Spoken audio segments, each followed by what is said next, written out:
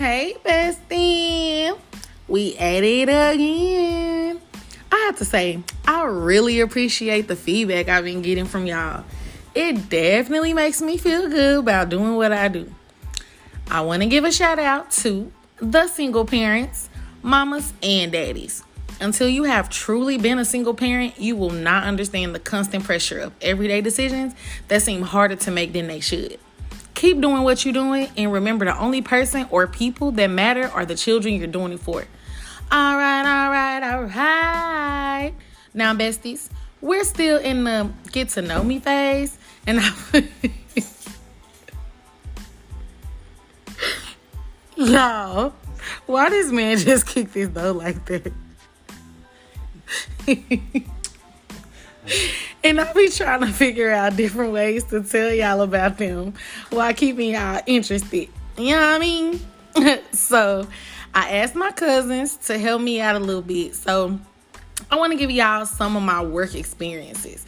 Like, I don't know, some of y'all, this may be a little too boring for y'all when you compare it to what I usually do. Some of y'all may be like, why is she even talking about this? Some of y'all might, like I told y'all, we besties. So these, our sessions is our sessions, We just talking, we just getting to know each other type stuff. Because, baby, if I ain't do nothing else as a young adult, I kept a job. But remember, I ain't trying to teach you nothing. But if you learn something, that's good. So let's get into it.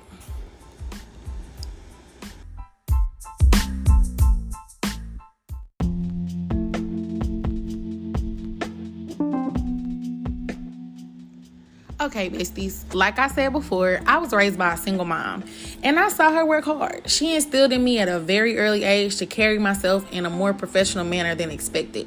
So 15 and 16, I was showing up to fill out applications at fast food stores, retail stores, and any other places that hire teenagers dressed interview ready in my best business casual fit. To most of my friends and other family members that were my age, I was doing the most, but it was all about presentation. So I was gonna start with my first official job, which was Whataburger. But yeah, as I was getting it together, it definitely wasn't giving and didn't seem interesting as I thought it was. So we gonna fast forward to the jobs I had after I was 18. Now, I have been working since I was 16, and during my senior year, I actually worked 2 jobs. I had a weekend job and a weekday job, mainly because Whataburger was across town and I went to school in Garland, and my weekdays job was a daycare, so that was my job after school. And then on the weekends and on Tuesdays, because that was payday, I worked at at Whataburger or whatever. So once I turned 18, more opportunities become available as far as jobs, and Whataburger nor the daycare that I was working at was any of my career goals. So y'all remember Fairy Tale, right? Well, she was working at Cheddar's. If you don't know what Cheddar's is, it's a restaurant. It's Cheddar's Scratch Kitchen now. But when I worked there, it was Cheddar's Casual Cafe. Anywho, Fairy Tale put in a good word for me. And after my interview, I was hired. This was my first job as a server. And this Cheddar's was the quote-unquote hood Cheddar's. The job itself was cool. I actually liked serving because I was able to interact with a lot of different people, and my personality and good customer service kept my tips pretty decent. But besties, when I tell you behind the scenes, it was like working on a revolving door of Jerry Springer episodes. It was so much going on, and I'm going to do my best to remember the details. So, first, I'm going to start with the most epic of the situations.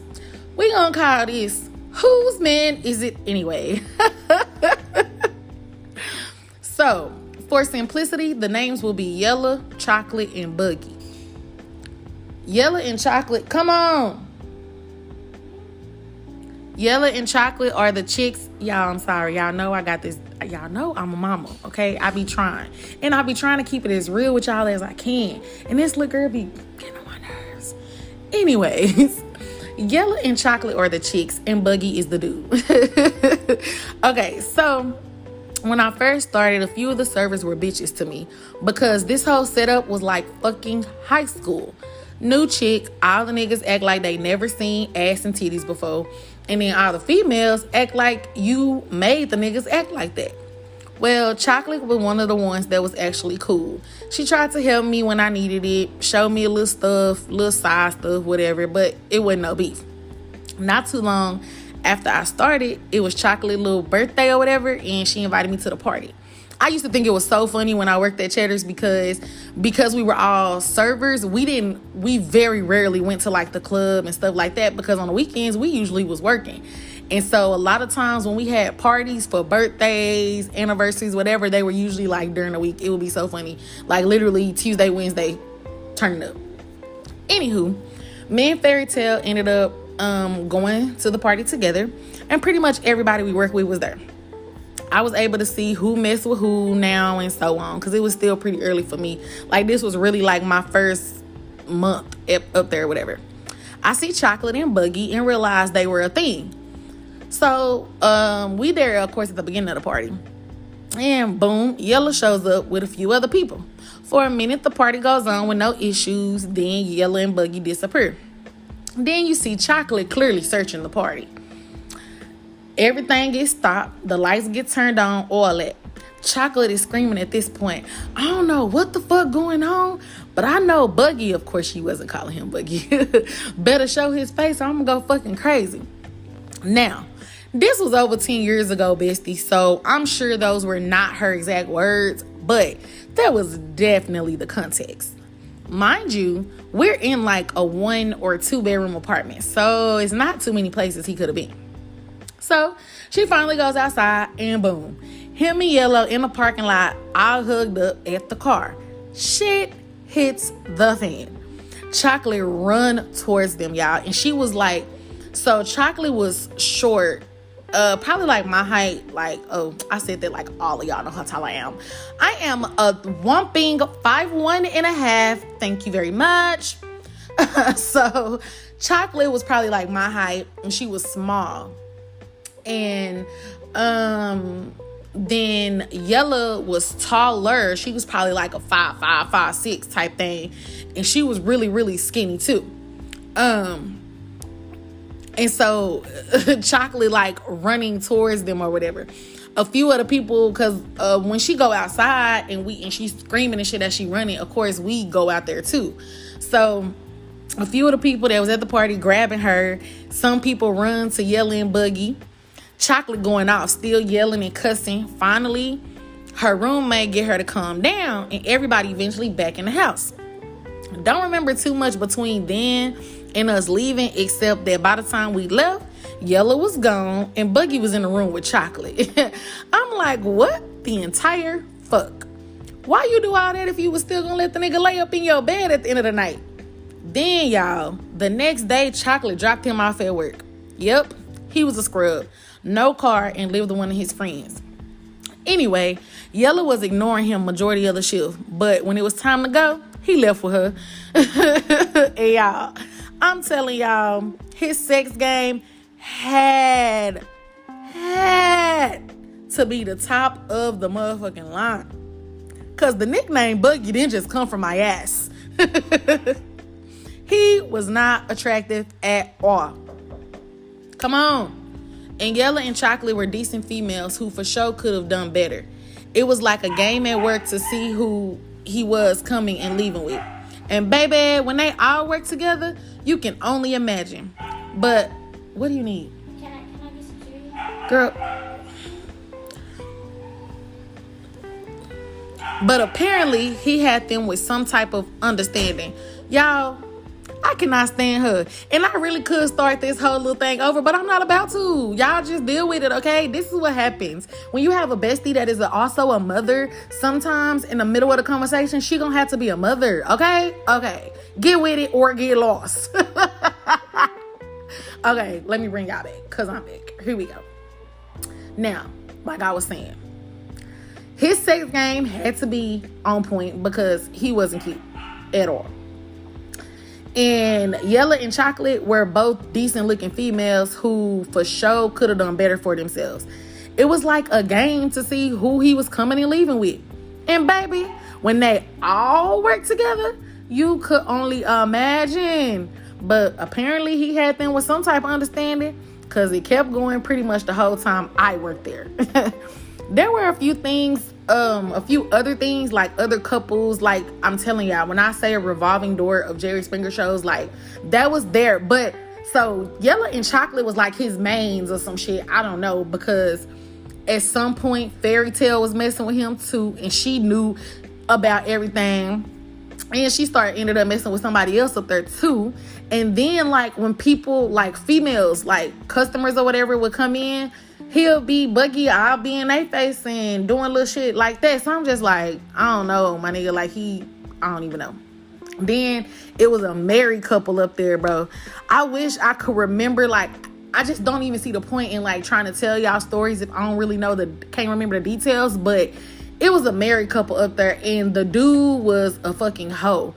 And his wife used to always get mad because her nigga was a hoe. And people, you know, so if your nigga a hoe and you got females that don't give a damn about that, like, I mean, you can't get mad because obviously you don't care either. So that was some stuff. Managers, it was so much at Cheddar's, y'all. Anywho, I eventually started talking to one of the other servers. Nah, Bestie. We wasn't part of no Jerry Springer mess. But his best friend was Yellow. They were like 27, 28, and I was 19. She just could not stand that I was talking to her friend. He was a true gentle giant. Tall as fuck, sweet country boy from Alabama. Now, physically, like how he looked, he wasn't all that. But outside of his work clothes, he usually cleaned up pretty well. And he was so sweet, like a very like kind person for real. And I kind of started cheating on him after we was together for a minute. That might be a story time. Maybe not a story time, but I might have to add that in one of our sessions, of course. Let me explain myself, besties. Okay, listen. He was like 6'6", y'all. And he had the penis of an adolescent. Like, it was 2 finger strokes small. And I was faithful for a minute. But the fact he didn't really stand up for me when his friend used to throw little slugs, coupled with his baby penis, it just kind of happened. And then he used to have this like weird smell. Like, I used to wonder, it wasn't all the time, but it was just like this weird smell. Then one day I went over to his house with him, spent the night or whatever, and I realized it's because he used to like put his clothes in the washer and then and then just like, not, you know how you leave your clothes in the washer, he'll just take out and dry like what he want to put on right then instead of drying the whole fucking load. So they be done sat there and get wet, and then he just put them hoes in the dryer, and so now that smell is like stuck in them. I realized that that's what it came from. Anyways, I ended up breaking up with him after a while, and y'all, I told him about me cheating. Not like full details, but you know, so that was it. I ended up getting real cool with one of the other servers. We'll call her Storytime because she was another one that could lie, baby. But we got real cool when she turned me on to the Greyhound call center. Now, this was my very first ratchet call center environment. So I was already feeling myself because I felt like I had a quote unquote real job. From the moment I got out of training and hit the floor, the drama started. I had a good little promotion after a month. And that made me think I was all that. At least that was the word on the call center floor. And of course, because this was simply a high school camouflaged as a call center, it got back to me. It was this little stud chick that used to flirt with me all the time. And although I had my little high school experiences, I hadn't had that experience as an adult just yet. So she invited me to her house one day after our shift. We got off like in the nighttime or whatever. So I went over to her place and stayed the night. I spent pretty much the whole day there, then I left. So besties, as I'm telling y'all this, I really think this happened at another ratchet call center I worked in. But I'm almost done now, so might as well keep going. Anyway, I went back to work before the stud did. Like my scheduled shift was before hers, and apparently she was talking to somebody up there, and she somehow found out that I was with the stud the whole time. This heifer, I walk in, she like trying to go off and talk about me and the girl and do all of this shit. Like once the stud came back to work, she doing all of this like in the break room or whatever. And the stud is literally standing right there, and she just kept saying, but I don't have a girlfriend though. What are you yelling about? I'm single. I don't have a girlfriend. She just kept saying that. I was super unbothered. I was 19. Like, me and the girl really didn't even do shit, honestly. So I really was just like, girl, you doing the most. But I wasn't trying to go back and forth with her. But anyways, we all got in trouble. And to be honest, I really don't remember what happened after that. I do know I eventually just stopped going to work because I used to do stuff like that. So yeah, that was that. That's the little intro on the jobs and experience, some of the experiences that I had. But I think I want to go in a little bit more detail about the call centers that I worked at, and then we'll go from there.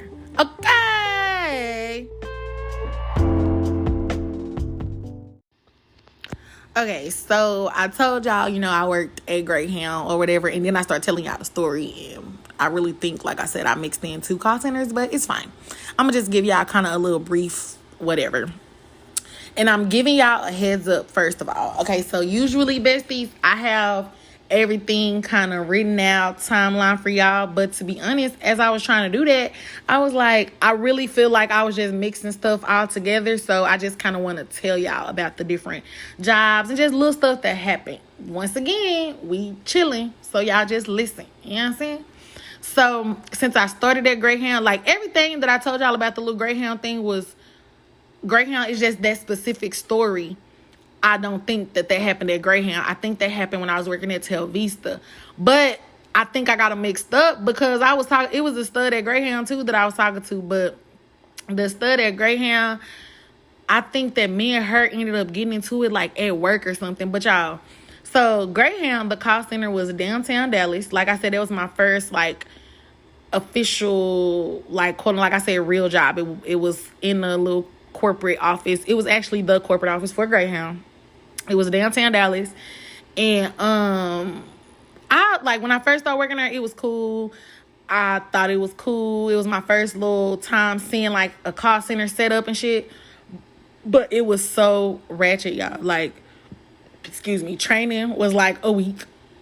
And then, like I said, I really got my first promotion like 2 weeks out of training. I got promoted to like the little Canada team or whatever. And then like after being on the Canada team for like a week or two, I got promoted to like tier 2, basically kind of like a team lead, but they actually had people that was title team lead. I'm calling them promotions, but they wasn't really nothing but title changes because the only time I got a different pay rate was when I became tier 2, and there wasn't that big of a difference. But anywho, so working at Greyhound, like outside of that, it was some little mess that got started at work. So one day we was like talking, we all sitting, ooh, y'all, nope. Cause I don't even remember everything. As I'm talking about this, I literally only remember one thing, and that's this older lady that I used to call mama. I remember her coming to me and saying, don't let these bitches make you lose your job. She was like, I don't need this job. I'm just here, to have something to do. She was like, just let me know and I will cuss all them hoes out for you.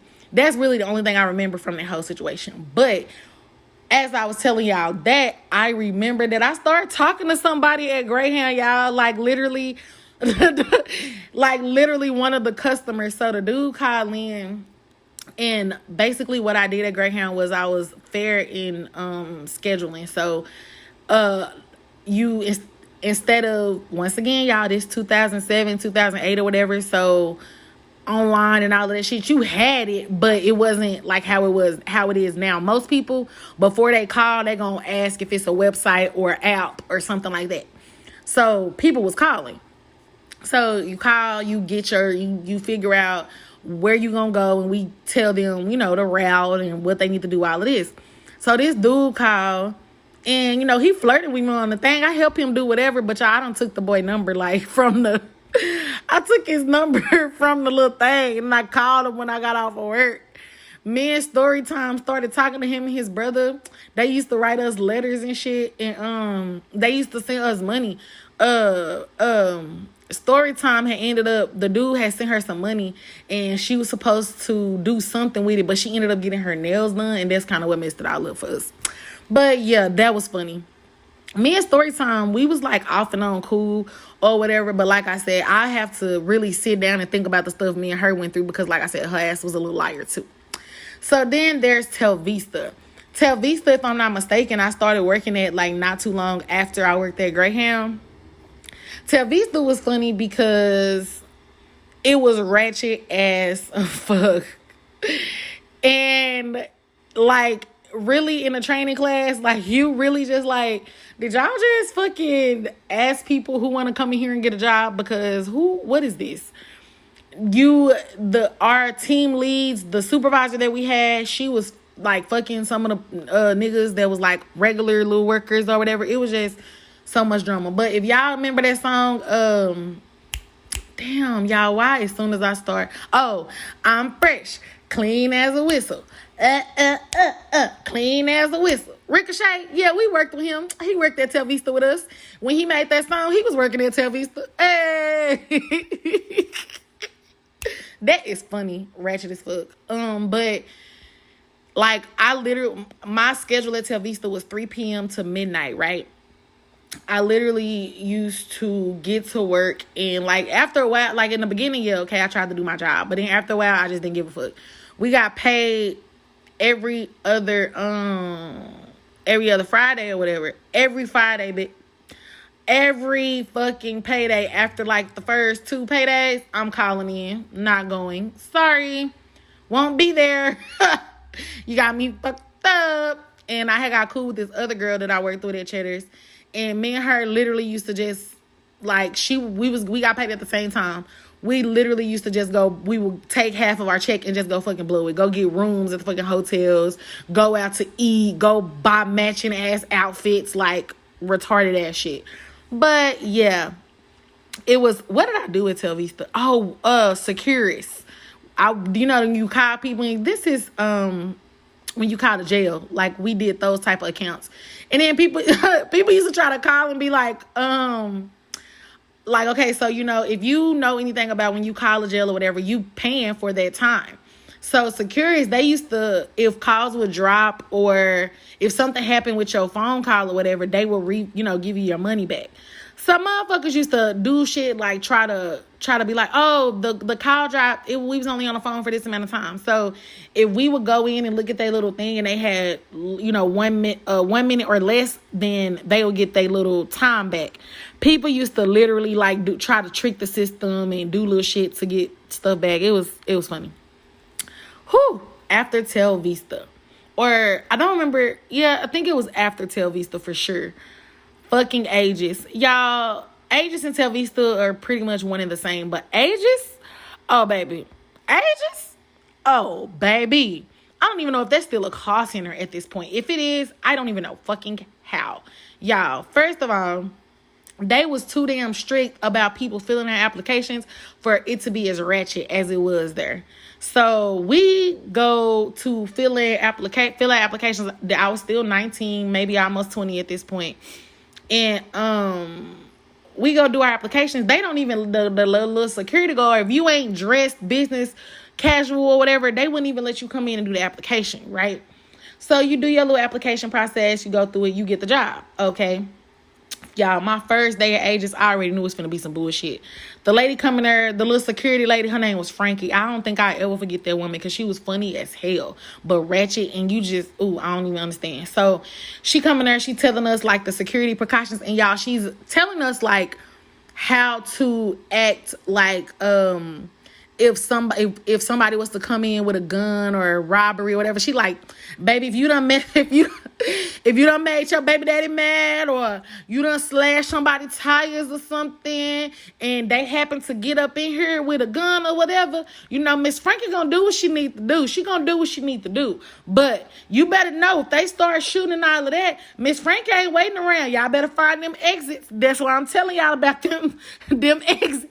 Shit, something about because Miss Frankie gonna go. Somebody got to live to tell the story. Might as well be me. Y'all, that woman was for real funny as hell. Okay, so fast forward to now I'm in training, right, y'all? Now, this was on, if y'all heard my other, if y'all real besties and y'all listen to the other chill sessions, you heard me talk about when I was my first job at the warehouse. And I was only working to get my kinky twist. Same mindset at ages, y'all.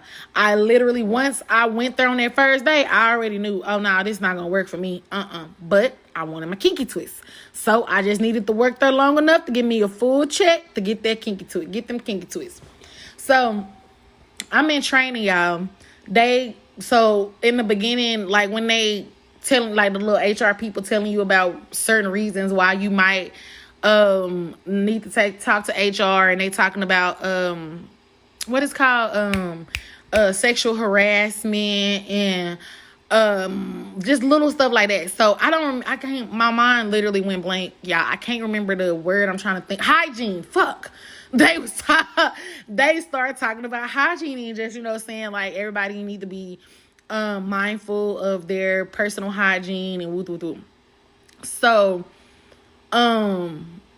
we had a conversation like at the beginning of this our first week of training. We had a conversation like the third or fourth day of the first week of training, right?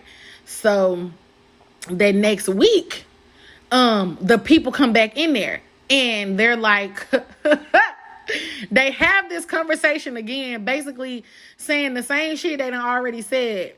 And then they say, can we talk to you in the hallway? And they pull this lady out.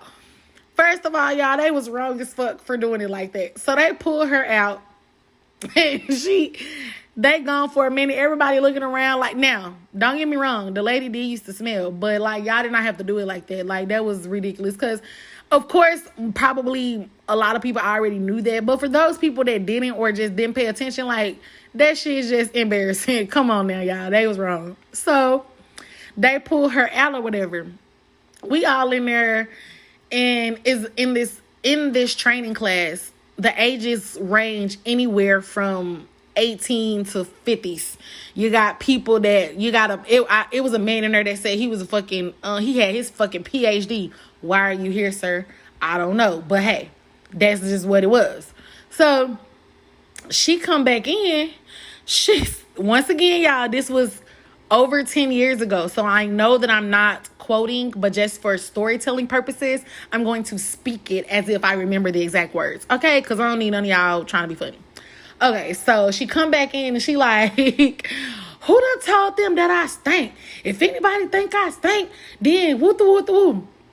So everybody like, didn't nobody tell them that you stink? And this girl said, I told them that you stink.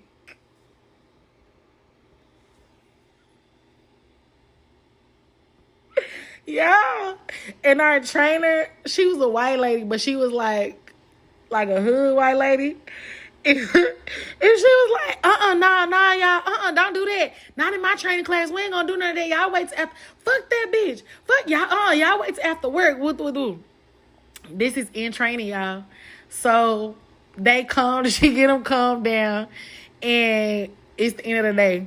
We're walking in the parking lot. Next thing you know, now talk, bitch. Boop, boop, boop, boop. Fucking fight in the parking lot. Whoa, wait a minute now. I was like, what the fuck? Okay, y'all. I think that was like my... No. I'm lying. That wasn't even the second week. That had to be that Friday. That had to be the end of that first week. So, next week we start. Of course, them motherfuckers did not work there no more. No. Oh, the stanky girl didn't work there no more because, like, technically she started it, so she didn't work there no more. But girl was back. Now we in the break room. I don't remember what day of the week it was, but it's the second week, my second week. Only reason why I remember it had to be my first or my second week because I only did 2.5 weeks. I was only trying to get my check. So, excuse me, y'all, my bad. So, next week or whatever, we in the break room. It was this chocolate dude, and I would say his like name that he go by, but I found out that like he's really known in like the hood. So if I say his name, people really know who the fuck he was. But it was this chocolate dude, and he was handsome. He was just like short, but he carried himself like he always had his little jewelry on, whatever. So there was another dude, and this dude, I really never heard him say anything too much to anybody or whatever. Like in the break room, y'all, it was like high school cafeteria. Like we all laughing, talking, playing, whatever on our phones. The people that had phones, you know, it was whatever. So, the dark dude, he talking about something, and the dude who was usually quiet, he's like, man, you always fucking, I don't remember the exact words, but he was basically saying like he always bragging about doing some illegal shit. He's like, you always talking about selling drugs, you always talking about robbing niggas, you always doing this, He was like, what can you say about yourself? What can you say about our people? Oh, dude, looked at him, looked around. He said, ladies, I'm sorry, and just stole off on old dude. Pop! Just hit him like just dead in his face. Like, what the fuck? Everybody just looked. Old dude grabbed his face like he was shot. And he just started shaking his head, and he walked out. I promise y'all, I said, oh, you got me fucked up, y'all. I left. Do you hear me? I left. I used to carpool with this girl. Baby, I called my little dude, come get me. And that was my last day, because, baby, that handheld and the way he looked at that nigga, that shit told me I can't fight, but I bet you I can shoot your ass. That's what they said to me. So, goddamn it, I wasn't trying. Somebody got to live to tell the story. Might as well be me. Shit, you got me fucked up. So, excuse me. That was my last day of ages. Period. Now, last call center I'm going to kind of talk about is Harley Davidson. So, what's funny about Harley is my mama was working, my mama, my auntie, and my baby mama all worked there together. My mama was working there first. My mama worked there for a long ass time. Me, my auntie, and my baby mama, we got the jobs really because my mama was working there, and she told us everything to say because it was in collections. Was this my first collection job? I think it was my first collection job, but I didn't like. I don't like collections.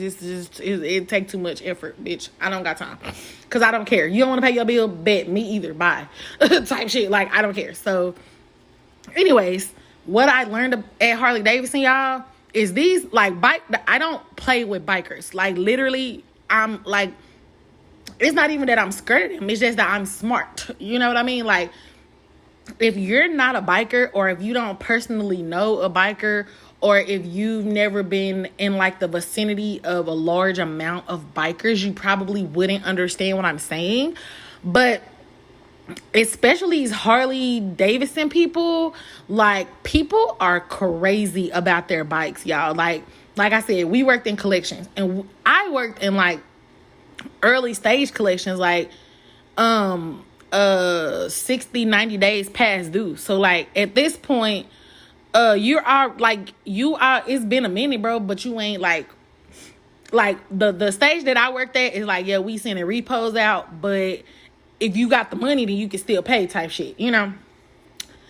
Y'all, the stories I used to hear people say, the shit I used to hear them say about if that motherfucker comes over here and tries to take my bike, I'm gonna fucking shoot him in the head. Like, wait a minute, sir. This one dude told me, I done put $1,700 worth of chrome in this bike, and y'all gonna come pick that bitch up, blah, blah, blah.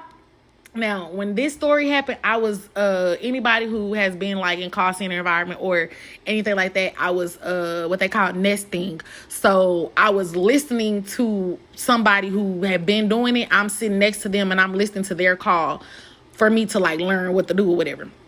So I'm just listening. This is one thing that I did like about Harley, is that because it was privately owned, we could... Yes, Harley wanted you to talk to their people like they only wanted us to use first names and talk to them like you friends. But when you get people like this that talk like you can check them if you wanted to, right? So, oh, you know what? I just thought about Harley, and I said that was my last one, but I thought about Bank of America as soon as I started talking about collections. But anyways, so the dude, he says that, and the dude who I'm sitting with, he's like, okay, sir. So once again, y'all don't fucking remember verbatim, but he said, okay, sir. So you said you put how much? $1,700 worth of chrome on the bike. Is that what you said? And he was,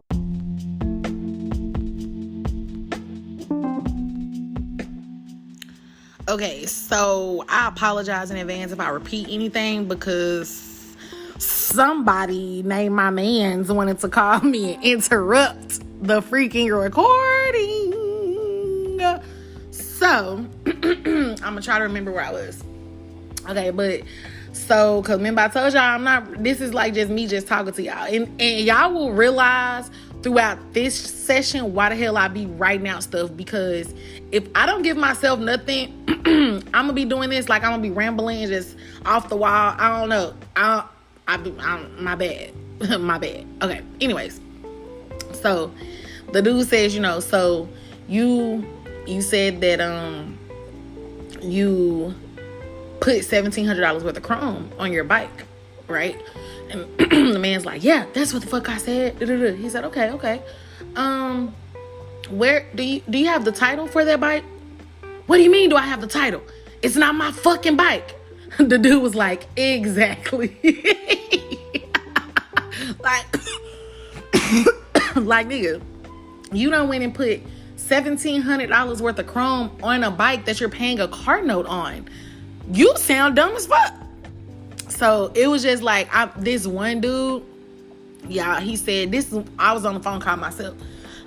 He said, what do you want? What do you want? You guys want me to send my kids there to work? You are not taking my fucking bike. My kids will work it off.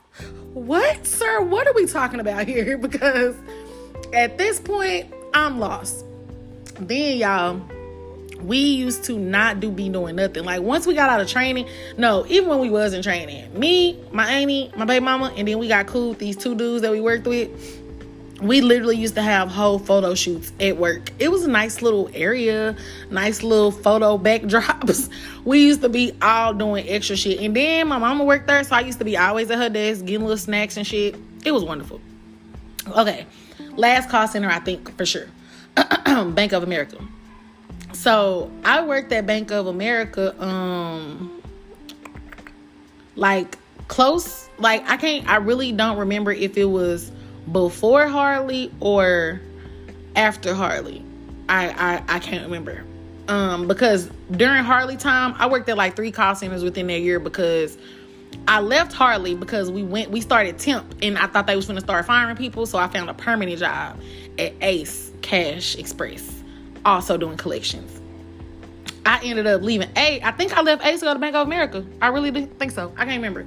Anyways, I was working at Bank of America, y'all. I'm gonna tell y'all something. Mortgage collections? Oh, baby. In Bank of America back then, I was doing mortgage collections, and they did not give a fuck how we talked to those people. Like, because the part of the collections I was in doing the mortgage collections, like the houses I was talking to, the people I was talking to, their houses was pretty much close to being in foreclosure or already in foreclosure. So, like, the bank is really not giving a fuck. Like, at the end of the day, you're not even a customer anymore, bro. Like, just pay your money type shit. Like, my trainer pretty much told me, like, in so many words, like, don't just, as long as you ain't saying nothing that's, like, illegal type shit or, like, making up stuff, and like making promises and shit like that, like, you could pretty much say whatever. Y'all, that was, first of all, somebody like me, especially when these people used to call and be talking out the side of their necks, don't tell me I can say whatever. Don't do that. But the shit I used to hear people say, just the stories I used to hear. Okay, people calling in, your house is in foreclosure, right? Or going, like, you're at that point to where you need to do something before it's in foreclosure. And we used to have to fill out this little form, basically expenses, trying to help them, like, see what they can alleviate. One story I remember distinctly recently is this woman I was talking to. I'm like, okay, man, well, can you let's go through your expenses and, because of course she calling, don't want to lose her house. So she going through telling me all the stuff. They got 2 car payments. They taking their clothes to the cleaners every week. They got, it's just the whole phone. It's just so much unnecessary ass shit. I asked this woman how much they spend on food. She was like, oh, we Mondays and Fridays we usually try to take the kids out somewhere special so that they can start their week and end their week on a good note. So those are typically, the more expensive days, between $100 to $200 depending on where we go. And then during the week I try to cook as much as I can. So yeah, we probably spend about, I don't remember the exact amount, but she said like close to $1,000 a month in food. Bitch, first of all, why do you feel the need to take your kids to fucking somewhere Monday and Friday to wherever you spending $100 to $200 per time and your house is in foreclosure? Like, I just used to talk to people when I was in collections and just be like, I'm not understanding, guys. Why are you still going to the cleaners every week if your house is in foreclosure? And then you want to call me and give me this sob story about how you want to make your payment and you can't lose your house, but you wasn't giving a damn about your house. Because for those of y'all that don't know, it takes a long time. Let me not say it take a long time. Back then, in the 2009, 2010, when I was in collections, these people that I was talking to, a lot of them hadn't made payments in years. I'm talking 2-3 years of you not making your mortgage payment at all, or you not making the full mortgage payment for years. And then you want to call me when you come home because you got a motherfucking lock on your door. Nah, bitch, what did you think? At this point, you're living for free. Then, you had some people that I really felt bad for. Like, this one dude, he called and like he's crying like because he come home to a foreclosure note and he had been paying. He like I don't know, I really don't remember like how the stuff ended for him, but he ended up like sending us proof of him like where he had been paying. So the man who he had been paying was like the actual person who the loan was under. But the man who I was talking to, was listed as somebody who could, of course, call and talk about, whatever. Which the man who he was paying the money for to is dumb. Because, nigga, why would you give him access to the account for him to call and be able to check to see this shit? So the man had been paying him and the man had just not been making a mortgage payment. So, yeah, that's that type of shit. Now, that was fucked up for sure. But, yeah, those were the ratchets of the ratchets. If I think of any other call center that just popped in my head that gave me some ratchet shit, then I'll tell y'all. Now, for those of you that don't know, my end goal is to have a preschool. I'm not going into too much detail on that because, baby, it's going to be wonderful. But my passion is young, early childhood education. I don't like kids. Let's not get that mixed up with me liking kids, because I do not like kids. Okay, I love them. I believe that they are our future and, all that good stuff. However, I don't like them. I just need that to be clear. But I believe in child education. I believe in children being free, having that comfortable freedom to be themselves in a safe space and all of that. I believe in all that. So I worked in a few daycares also growing up. The top 3 are the ones I'm gonna kind of talk about. So my first daycare that I worked at officially was Pinion Tree School. Like, that's how the little lady, she used to answer the phone like that all the time, and I started answering the phone like that. It was hilarious. I don't know why that was so funny, but her voice was like, my voice is like sometimes can be a little raspy. She was an older white lady, or no, she wasn't. She was Caucasian skin tone, but she was like from somewhere else. I forgot. But her voice was really, really light, and she used to say, "Thank you for calling." No, she used to answer the phone, Pinion Tree School. And then she'll say her name or whatever. I loved working there. Like, I really liked working there. I wasn't old enough to where I could be in the classrooms by myself, but the kids fucking loved me. The kids that I could be around, or when I was around them, like helping the teachers and stuff, they all fucking loved me. I had parents that loved me. The lady, I cannot remember her name. The lady who used to answer the phone. Let me stop saying, like, that's not all she did, y'all. Her husband was like the owner of the school or whatever. But she like low-key started hating on me because it was one of the parents that like fell in love with me. The little boy had been going there for like 3 years or whatever. And one time, like, the little boy loved me. He got to the point to where he only wanted me taking him to the car. It was just little stuff like that. So the lady started bringing me Starbucks. Then one gonna say, one time the lady brought me Starbucks, she was like, oh, she's never did that for me. Bitch, cause you rude. Like, girl, it's kindness goes a long way. I know how I sound and I know how I act, but I'm very like a personable person. You know what I mean? Whatever. But I liked working at Pinion Tree. I actually got in trouble. It was a little story that happened one time when I was with my baby mama and I was supposed to be at Pinion Tree because we were supposed to be doing our little CPR thing. And I was not there. And they, like, I was in school, so like she was calling my mama and shit, trying to figure out where I was. Oh my God, it was horrible. But I liked working there. That was kind of like where I realized, like, ooh, this really is what I want to do. Like, I really could do this. Then I worked there for Kids Only. I worked there for Kids Only after I turned 18 because I was actually, like, you know, in the classroom or whatever. For Kids Only was cool.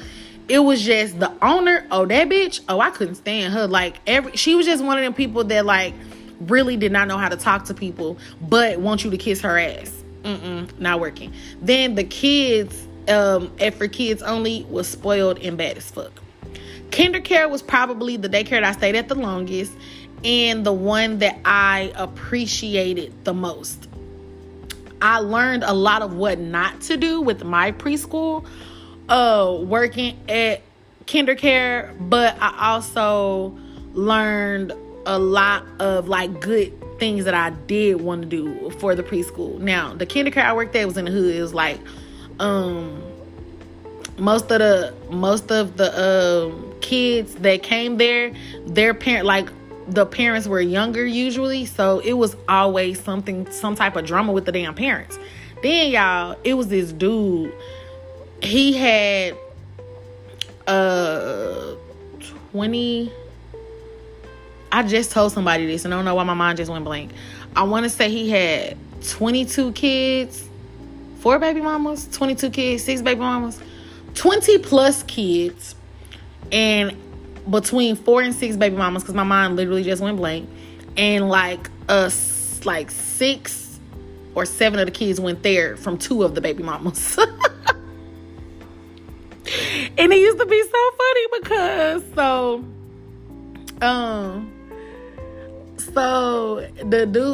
the dude would come a lot. Most of the time he was the one picking them up.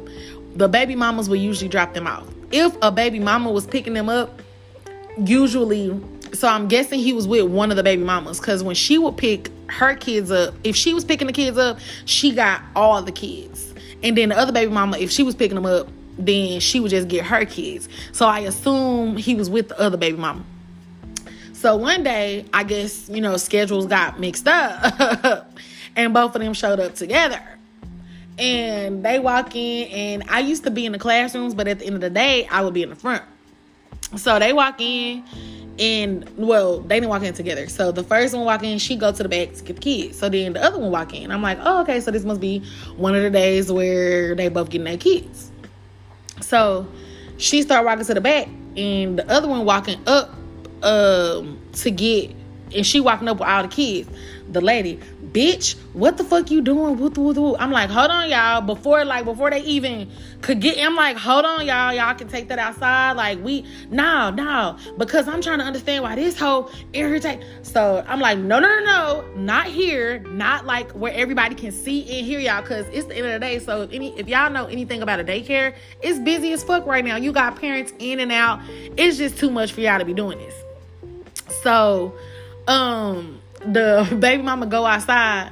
she called old dude. She going off. Like, I can't hear what she's saying. I could just, before the door completely closed, I could hear that she was talking to him, but I can't see what she's saying. I mean, hear what she's saying. But I can see, you know, out the little glass or whatever. Y'all, this, I don't know where the fuck they live or where the fuck he was, but that nigga was there in less than 5 minutes. First of all, when he got there, everybody was on hush mode. When nobody doing none of that extra shit they was doing. That nigga told all them kids to go get in his car. He came in. He said, Miss Shonner. Ooh, I ain't mean to say her name, but anyways. That was the director or whatever. I'm like, no, she's not. He's like, well, can I go to one of the rooms or whatever? I need to talk to them before we leave. And I'm like, the shit was funny. So I'm like, whatever. So I let them use the little front office. Y'all know I was being nosy. So he in there talking to him, and he literally talking to him like that, like he ain't daddy. He like, why y'all want to act like that in public? I keep a we keep a strong front. If we do this and we do that, I really couldn't be mad at the shit he was saying, but the shit was still funny. So I definitely had to tell everybody about it. Like, you know, when the director, everybody, all the teachers and shit came, I had to tell all of them about it. But after that, I guess he was embarrassed or they was embarrassed or what, because like a week later, they took the kids out or whatever. So yeah, man, that was that. It was funny though. So after, in between, I didn't go in order telling y'all about the jobs because it is what it is. But I figured out very, very early on, like literally my second, third call center job, it was like, I don't really like working for people. I don't like being told what to do. Not even on no, I want to do whatever the fuck I want to do, but like, I'm the type of person where I'm gonna do my job. Just tell me what I need to do. I don't got time to be somebody trying to monitor my time, when I'm going to break, when I'm going to lunch, all of this shit.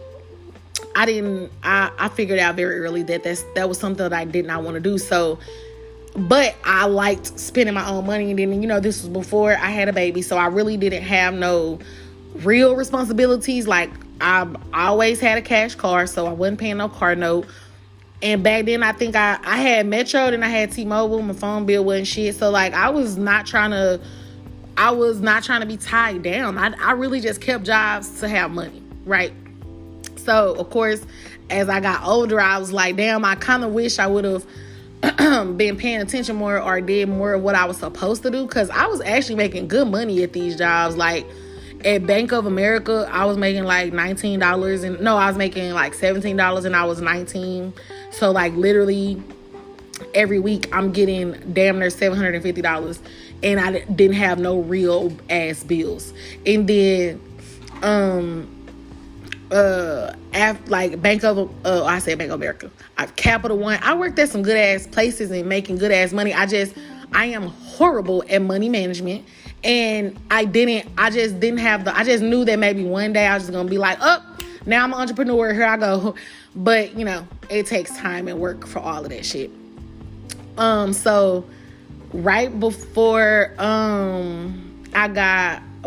had my dress rehearsal wedding, I started working at this, I guess it's considered a call center. I wasn't one of the phones, but I started working at this place called Wingspan. That place, I honestly wouldn't say Wingspan was ratchet. Like, the job itself, I really don't remember a lot of ratchet shit happening. There were ratchet people that worked there, yes, for sure. But the job itself wasn't necessarily, like, the environment wasn't necessarily ratchet. The company and the way they did shit, ratchet as fuck. Like, when I first started working there, we was consistently working or whatever, but then, like, after, like, the first few months, it's like, we had to be there at 8 o'clock. By, like, 12, we literally don't have shit to do, but they was real strict on you having your phones and all of this stuff. Well, during this time, I ended up having ARIA. So I went on maternity leave from October to December, right?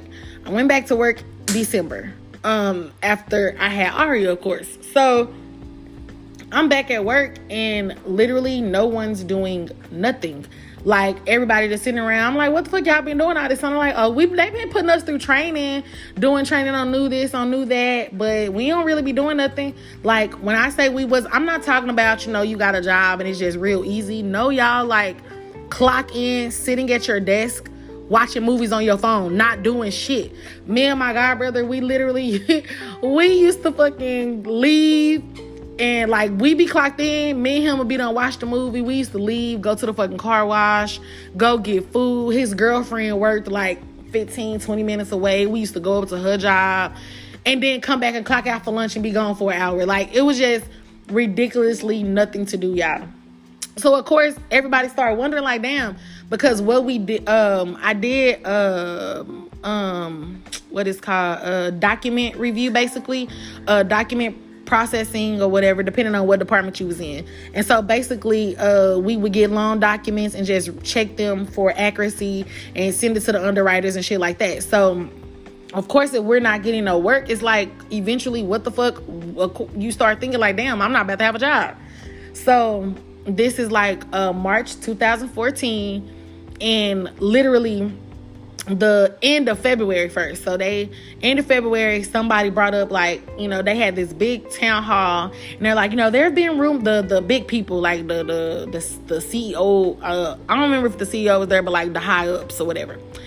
They talking like, we've been hearing rumors that, there's gonna be a layoff and we're gonna shut down. Everything is fine. We want you guys to keep coming to work so that when Bank of America sends us over documents, we're ready, where we have people in the seats, blase, blase.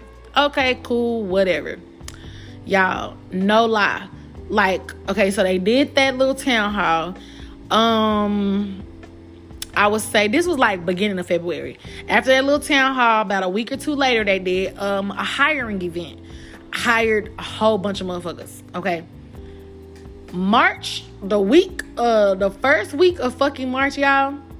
So we ended up, it was rain. These days add up and are so easy to remember because the shit was crazy. So it rained real hard or whatever over the weekend. And so that Monday, we get a text from our supervisor and was like, hey, the office is going to be closed. We'll see you guys tomorrow. Tuesday, we get a text. Hey, systems are still whatever. See you guys on Wednesday. Me and my auntie was working there together. I told that bitch, we do not have no jobs no more. Like, this, what the fuck? So Wednesday, me and her was actually late. Like, not super late, but just like after 8 o'clock, right? So we go to our little area where everybody usually sit and nobody there. And this girl was like, oh, I think y'all having a meeting. So we go to the little town hall area. Y'all, as we walking in, why they talking about severance packages? Because it's a layoff. We was like, what the entire fuck? Not to mention my dress rehearsal wedding was the next week. That shit was crazy. I was like, okay. So they ended up giving up. We got our severance package ended up being like, I think 2 weeks of pay. Like, we got paid then, and then I think I don't remember if it was 2 weeks of pay or 2 pay periods. I don't remember, but we got that little shit. And then, like, maybe not even a year later, the whole company was just out of there. The shit was crazy. Because I'm like, y'all knew, like, bro, you cannot tell me that when y'all had this damn town hall meeting talking about nothing and nothing gonna happen and all this bullshit, y'all didn't know this bullshit. Because yes, the fuck y'all did. So that was like March 2014. I had already had Aria and then my little dress rehearsal wedding or whatever. Between then and then my next job that I want to just go into more detail about, I did like a few jobs or whatever. Like, any of y'all that seen my story time about my dress rehearsal, you know that I was pretty much the person that had to make sure my family was good. So yeah, I kept the job, period. So my last like job that I would say, because I really, since I left this job, I've had other jobs, but they've literally only been so that I could get some money for whatever, because I'm really focusing on myself and building my own brand and creating my own whatever, so that I don't have to work for nobody end of the day. So I worked at this place called Addis. It was a home care place. I I don't know, y'all, if I ever said I loved the job, but I loved my job. And I don't even think that it was the job itself. It was my boss. He was the fucking best. I loved him. So I got the job through a temp service. When I started the job, I liked the area, like it was just a peaceful, the building was new, and the way that it was set up, it was just really nice outside. The building was nice. It was just a different environment than I had been in when it came down to call center or, that type of work. And the department that I worked in was new. So me and 3 other people started together. It was only 4 of us, and we started the department in Texas. My boss was an older black man. He in his 60s, and he was from Arizona, and country as hell, cussed like nobody business. Like not all the time, but he had his favorite, he had a goddamn it, them was his favorite ones. Them in the office to his boss, they knew him. That's just what it was, just how he talked. I liked my job. I didn't have to be on the phones. It was real simple, and I liked the freedom that I had at work. Because all they cared about there was do your job. Like, come in. Yep, your shift was from 8 to 5. But if you want to show up at 9 a.m., that's your business. As long as you get whatever the fuck you supposed to be doing done type shit. So after like 3 months, I got promoted. Well, I became permanent. Then after I was permanent, like 2-3 months after that, I got an official promotion. When I was made permanent, I was pretty much already the team lead, but once I was made permanent, I was able to get that money for being the team lead and like the official title. And I worked there for a little over 2 years. I ran my whole team. Like, it was just the whole environment. Me and my boss was so cool. We had like a father-daughter relationship at work. Anytime like anything was wrong with my team, I could go to him and be like, look, this ain't working. Woo, woo, woo. I interviewed the people that I wanted to be on my team. It was cool ass job. So come into 2020 and new shit started popping off, new people getting in the head. So, shit was starting to move around. Our team, my boss was black. I was black. Majority of our team, by the time I left, everybody on our team was black except for one person. So, in this corporate world, y'all know how that looks. People don't like that. As much as they try to act like they don't have a problem with it, but you got this whole team of black people and a black boss. It was just, I know they didn't like that shit. So he ended up getting fired. Once he got fired, I promise y'all, I told everybody on my team, like, I'm not going to be here long. I know that with the type of person that I was, because at work, y'all, especially at that job, because I had the boss I had, I stated my opinion just like I do in any other situation. I'm going to say what the fuck I want to say, need to say, professionally as possible, but I'm going to still say it. So once he, what's the call? You already? Once he got fired, I already knew that, it wasn't too long before I was going to be fired type shit. So, lo and behold, I get fired. Now, this is what pissed me off about me getting fired, y'all. So, the new boss that took my boss's place, she was somebody who had been there, but she was in a different department. So when they fired my boss, they called the whole team into a room, and everybody loved him just because of the type of boss he was. They called us all in the room. He had already told me what had happened, but of course he told me keep it to myself. So they call us in the room and they give their version of why he was no longer going to be there. And the shit pissed me off, if I'm being honest. So I just everybody just sitting there. Of course, everybody in there is like, what the fuck? Trying to figure out what the fuck going on. Whatever. So nobody's saying nothing. And they like, does anybody have any questions? And I raised my hand and they were like, no, I didn't raise my hand. I just said, are we done yet? And the lady was like, excuse me? No, she said, what was your question? I said, are we done yet? And she's like, okay, does anybody else have any other questions? And she's like, okay, well, we're done. So I got up and I walked the fuck out because I was emotional. I was mad as fuck. Because the bullshit ass story they gave us on why he wasn't going to be there no more was some bullshit. He had already told me what the real was. So I walk out. End of the day, I get called into the new boss's office, and she puts me on a 30-day PIP. For those of y'all that don't know what that is, it's basically a performance thing, like basically like a what's the word, like a warning, basically. Before 30 days, you have little stipulations and shit that you can or can't do. Y'all, usually PIPs have something to do with your job, like you not supposed to be late, you know, the quality of your work, the quantity of your work, whatever, production, all of that. Y'all, this fucking PIP was literally about being a fucking person. It was like, don't get involved in any work gossip, have a positive attitude, like retarded ass shit, like what? But okay, whatever. I told the people on my team this wasn't shit but for them to be able to fire me. So literally on the 30th day. Now, throughout these 30 days, after she gave me my little thing, we didn't have no issues in between those 30 days.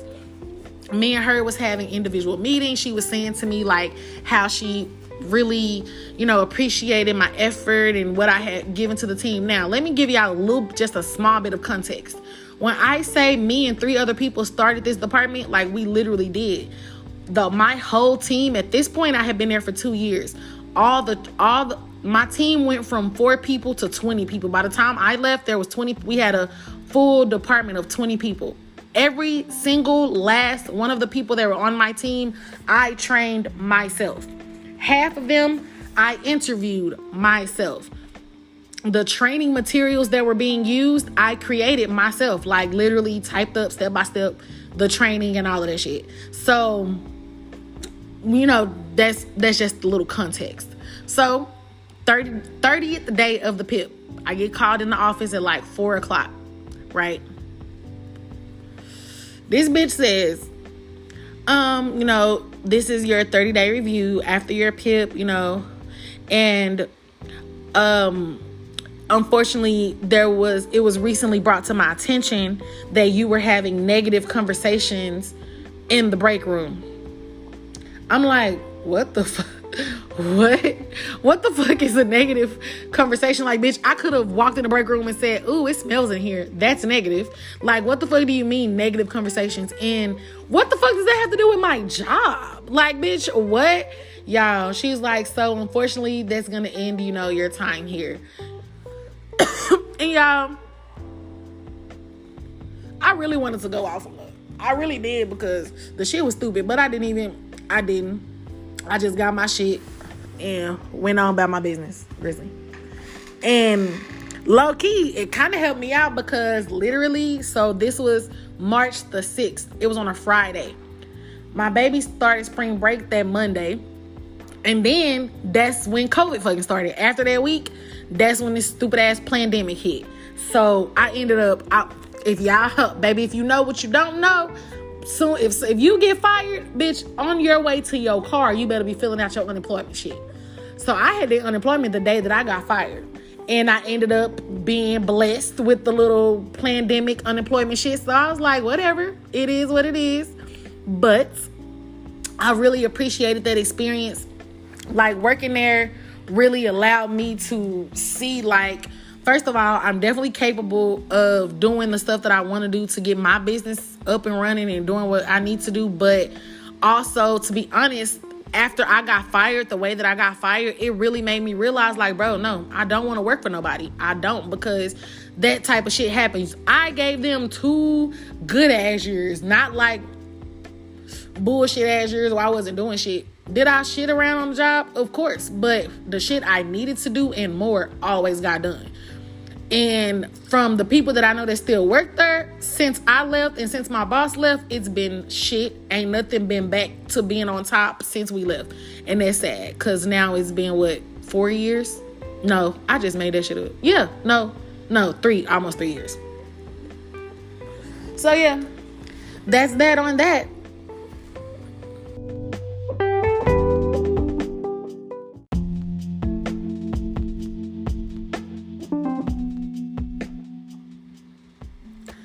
All right, so now I guess we're pretty much where I am now. So after I left Addis, like I said, the pandemic had just hit. So, and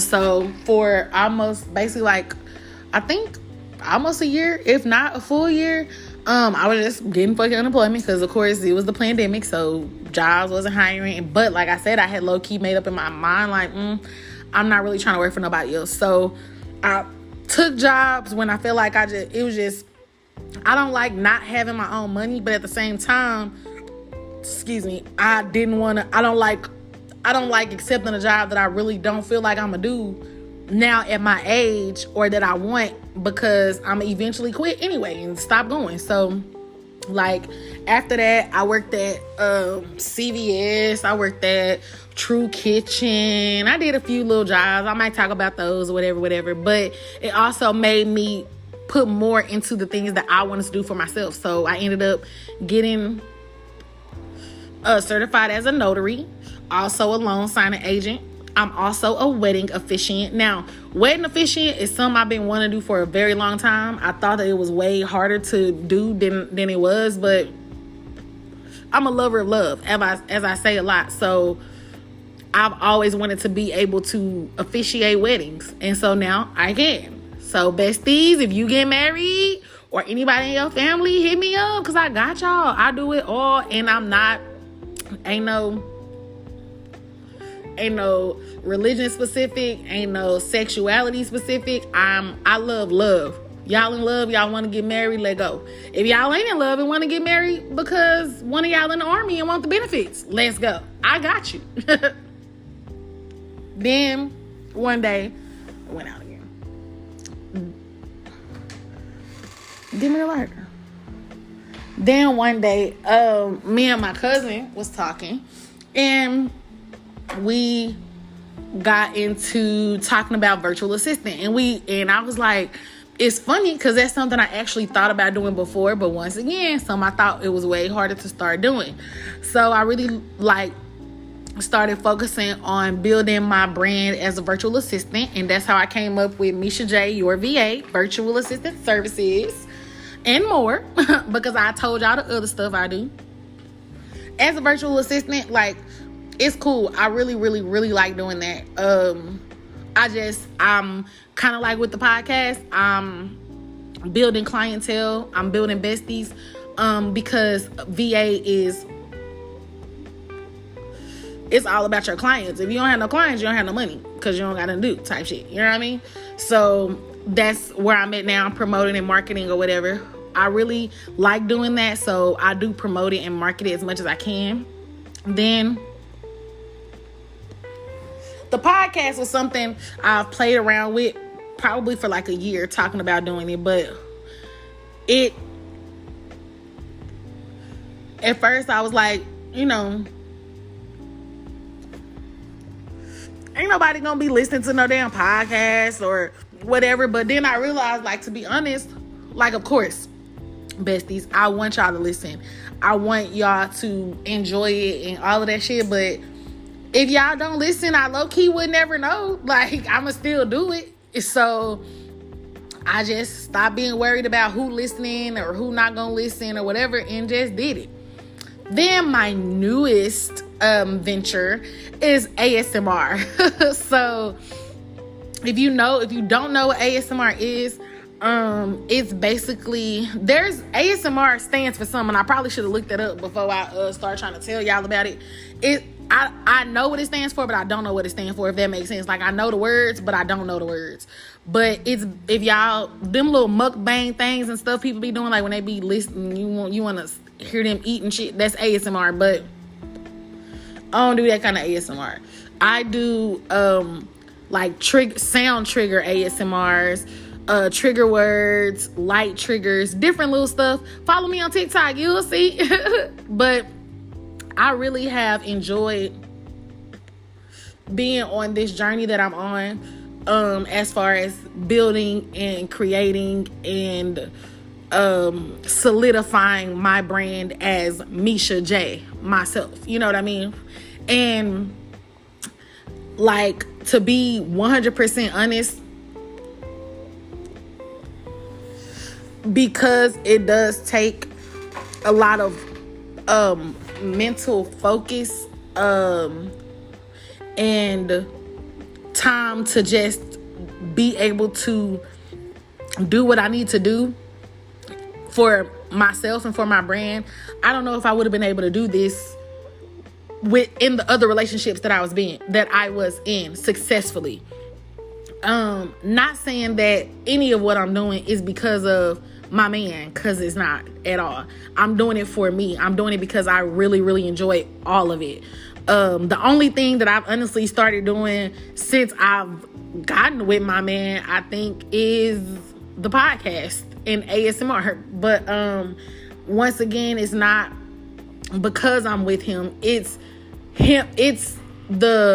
I'm doing it for me, and I would do it whether I was with him or not. But the fact that I am with him and he supports me, like, mentally, and like really supports me, like, not just, oh yeah, okay, like, really talk to me about it. I ask him questions, ask for his advice, ask all of that type of shit, and it's peaceful to not have to worry, because I don't have to worry about the shit I used to have to worry about in my marriage or in my past relationships. I can focus on my brand and building it. So yeah, I like it. Woo!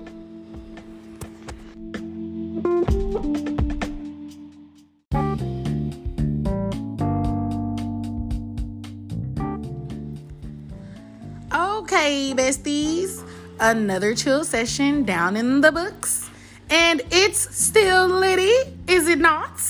Now, as always, my plan is to leave my mark in any and every way possible while achieving the dreams and goals I have for myself. But how many times I gotta told y'all? I want to hear from y'all too. Send me some suggestions, ideas, critiques, all that. I ain't gonna stop, so y'all gonna love me or not, but I'm here to stay either way, my bestie boos. All my links and other things I do are on my link tree. So follow me on Instagram at just.mesha, just.mesha, and follow me on TikTok at justmesha_89, at JUSMESHA_89. I'm going to create a Bestie Boo podcast Instagram and TikTok, but again, I need more besties first. So share. And the YouTube channel is Bestie Boo Podcast. So make sure y'all like and subscribe that. If you go to the link tree, all my websites are on there. My link tree is in my bio on my TikTok and my Instagram. All right, it's up, bestie. I done been told y'all, I love it. I'm getting excited. I'm more excited every time I get ready to do one of our sessions. And I hope y'all keep on coming along for the ride. And remember, I ain't trying to teach you nothing, but if you learn something, that's good. Talk to you later, besties. Bye.